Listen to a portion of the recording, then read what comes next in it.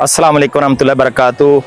आज अल्हम्दुलिल्लाह हम बुनेर, आपको पता है कि कल हम पिंडी से निकले थे, आज बुनेर के इलाका बाबा पीर में हम पहुंचे। बहुत ज़्यादा जो मोस्ट अफेक्टेड एरिया 6000 के करीब इधर घर बह गए थे।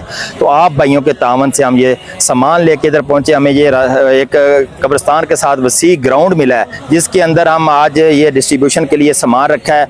आप भाइयों की मानते लेकर, बहनों की माओं की बहनें ये मानते लेके अभी 300 घरों के लिए ये एक बेडशीट हैं और इसके अंदर पिल्लू हैं और इसी तरह रज़ाई है, फिर साथ पानी की बोतलें हैं, साथ राशन है 1 महीने का।